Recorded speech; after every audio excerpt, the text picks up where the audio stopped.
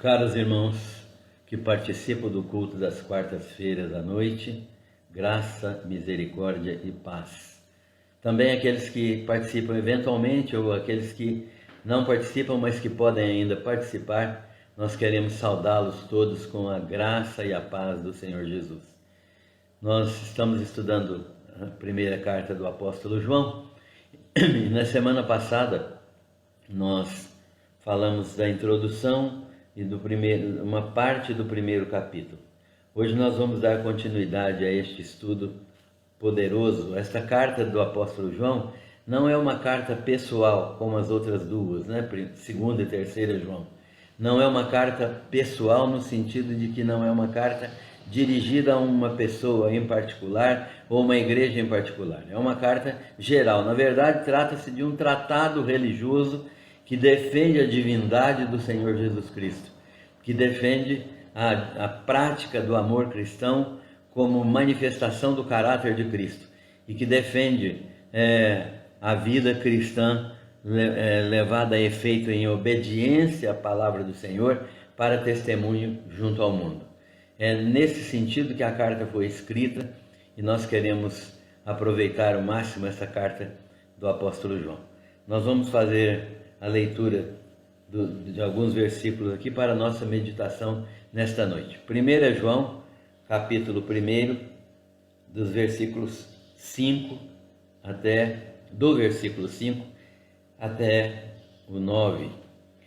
Ora, a mensagem que da parte dele temos ouvido e vos anunciamos é esta: que Deus é luz e não há nele treva nenhuma. Se dissermos que mantemos comunhão com ele e andamos nas trevas, mentimos e não praticamos a verdade.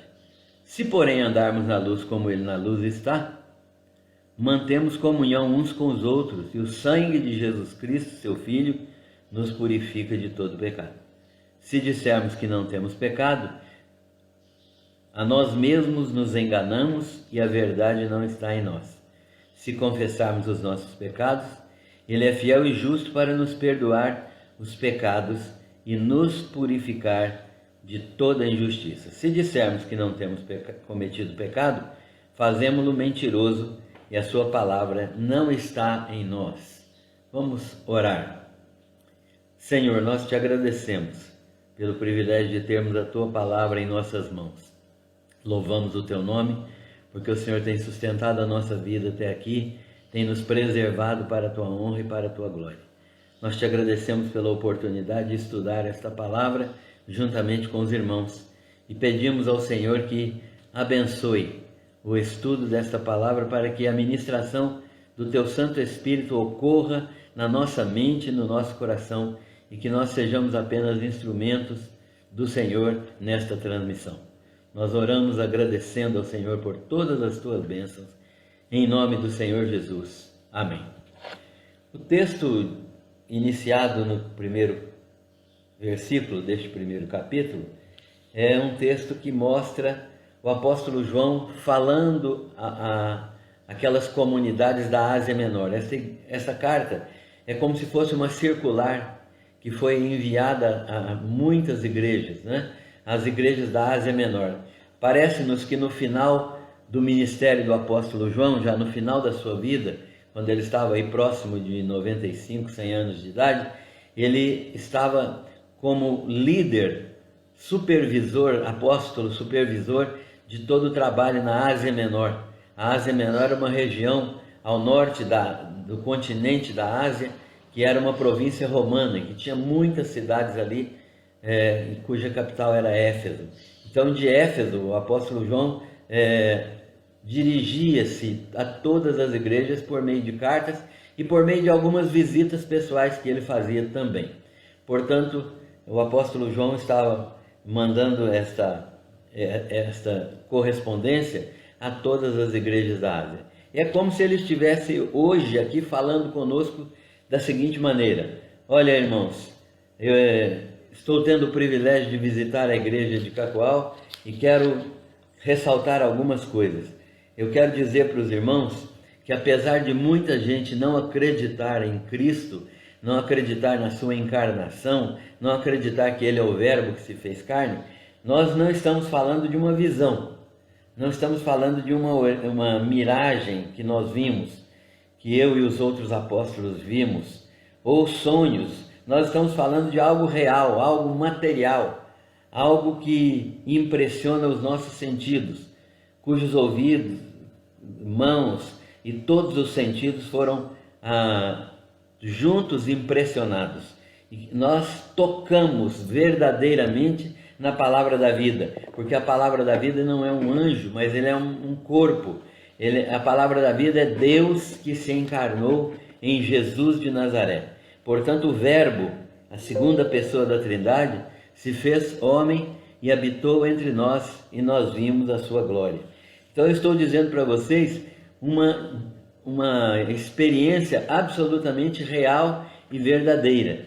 É uma experiência absolutamente existente na nossa vida, uma experiência que foi realizada no nosso viver, não só meu, como dos demais apóstolos.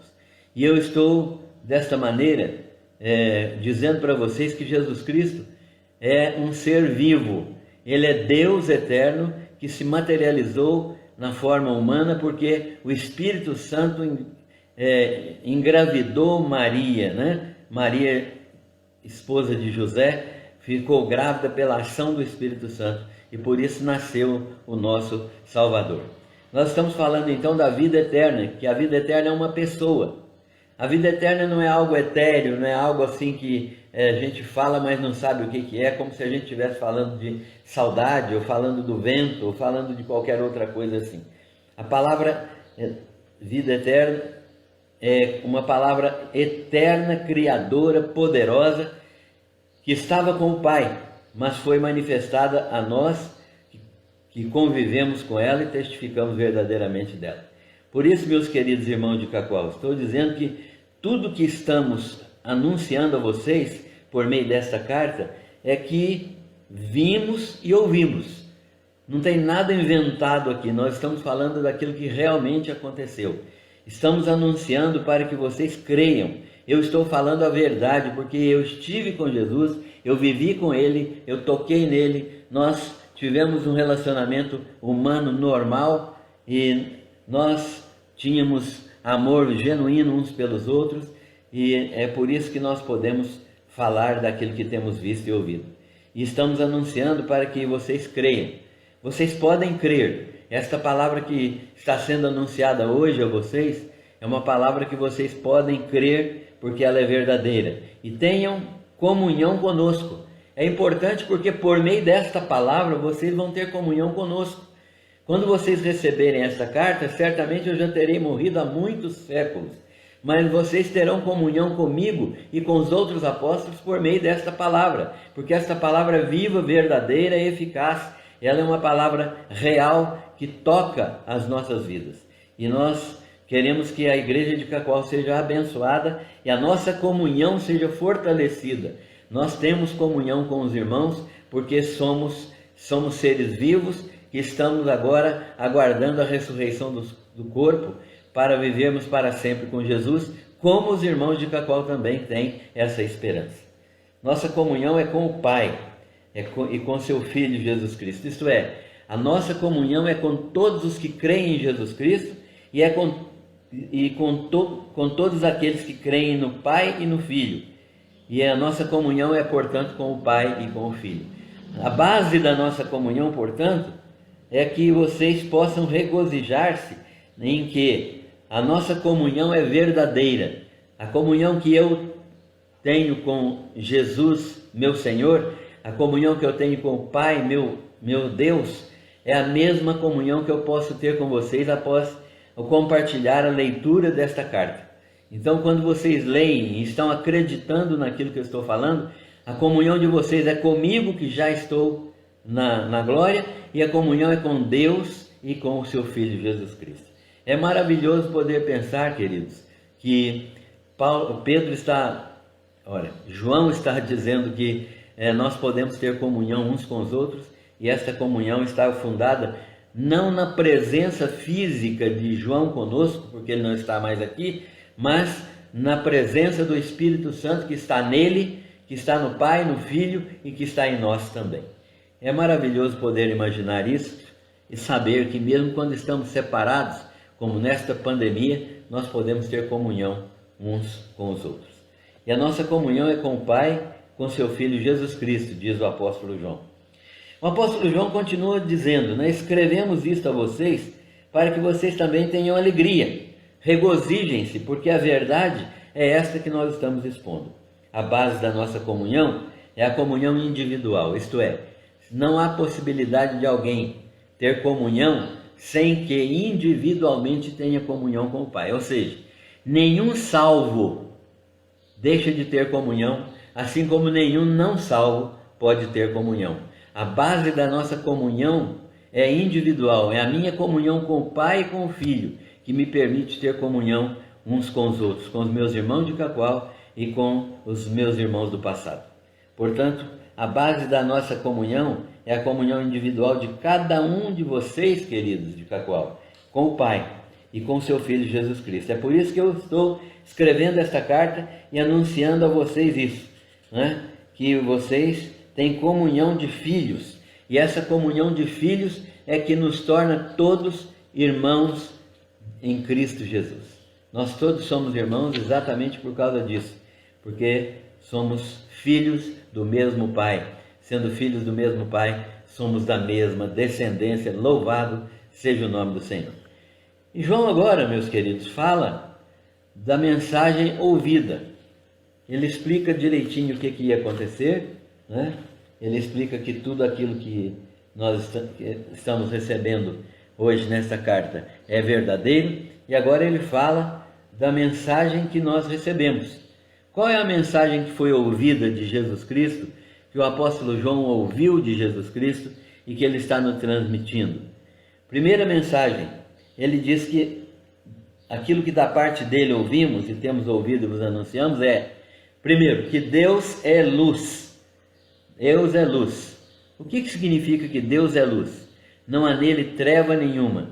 Deus é luz significa que ele é pureza, que ele é santidade, que Deus é absolutamente sem mistura, puro, sem mistura, que ele é a luz absoluta, a clareza absoluta, a verdade absoluta que não pode ser escondida.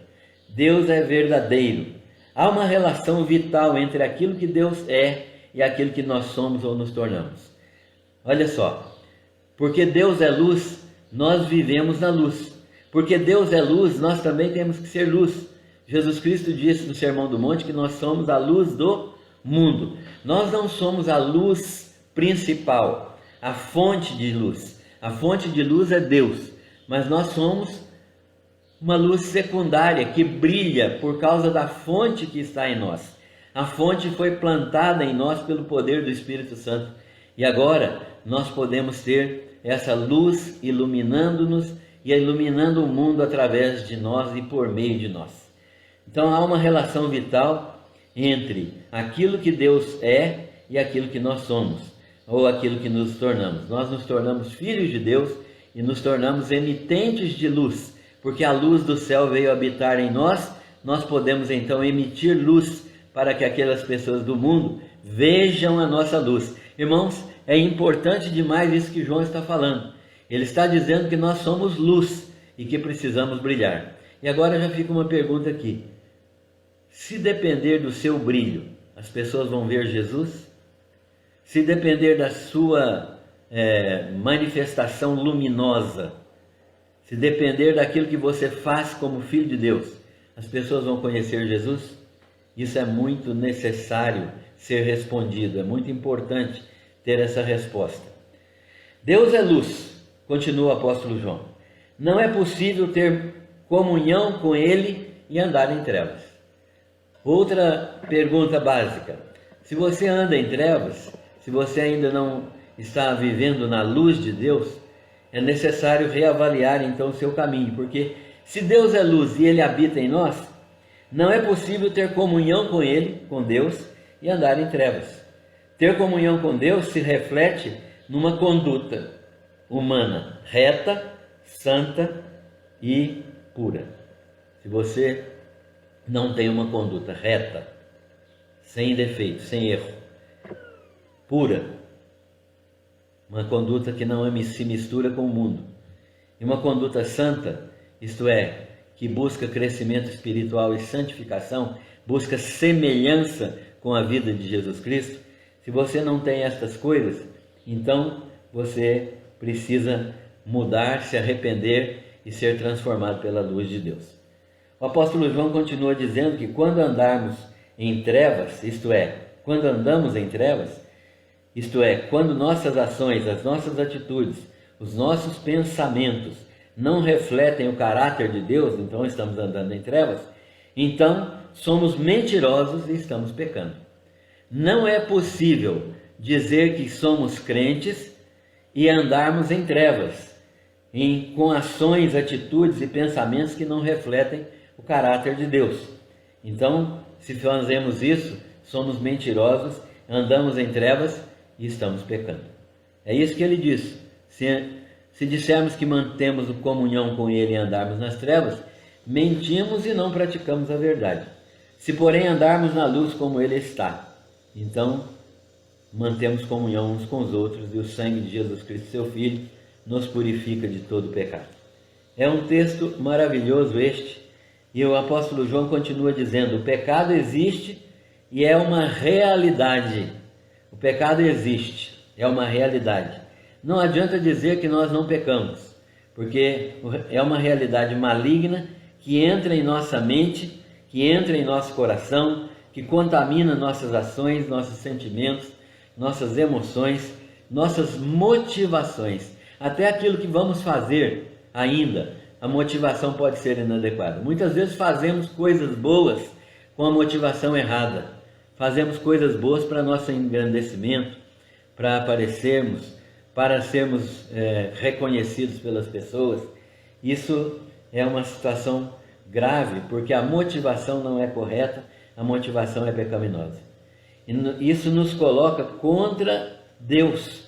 Quando nós não nos lembramos de andar na luz como ele está na luz, isso nos coloca contra Deus.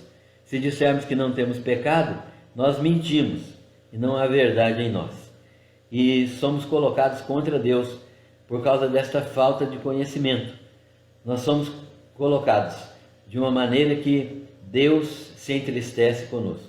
Os falsos mestres, segundo o apóstolo João, diziam que o pecado é uma ilusão, que é uma falta de conhecimento. Quando nós conhecemos bem todas as coisas, não existe pecado. Pecado é só ignorância, falta da luz da sabedoria mística, falta da luz da sabedoria humana, falta do desenvolvimento espiritual que cada pessoa deveria ter. João está dizendo que não é isso, que o pecado é real, é uma presença constante, ele não é uma ignorância, ele não é um desconhecimento, ele não é falta de sabedoria. O pecado é uma realidade espiritual, uma presença constante, e um desejo carnal de andar em desobediência a Deus para fazer a nossa própria vontade. O pecado a raiz do pecado é o egoísmo. O egoísmo é aquele sentimento que nós temos de agradar a nós mesmos, porque nos colocamos como deuses, somos o nosso próprio Deus. Todas as vezes que nós queremos ser o nosso próprio Deus, nós nos enganamos a nós mesmos e pecamos. Se nós não enxergarmos o nosso coração pecaminoso, se dissermos que não pecamos, somos mentirosos, porque o pecado é uma realidade que está ao nosso redor. E aí não há verdade em nós. Esta é uma situação dramática. É a experiência de todos nós. Somos assolados pelo pecado. E aí o apóstolo João vai nos dizer o que fazer. Então nós precisamos entender que o apóstolo João está falando a verdade, ele está dizendo aquilo que é verdadeiro sobre Jesus, ele está dizendo que nós precisamos andar na luz como ele na luz está, e ele está dizendo que nós precisamos aprender a reconhecer o pecado em nossas vidas, porque o pecado existe, mas nós temos coisas a fazer com o pecado, ou seja, temos como tratar o pecado. Nós veremos isso na semana que vem. Deus nos abençoe e nos guarde de todo mal. Amém.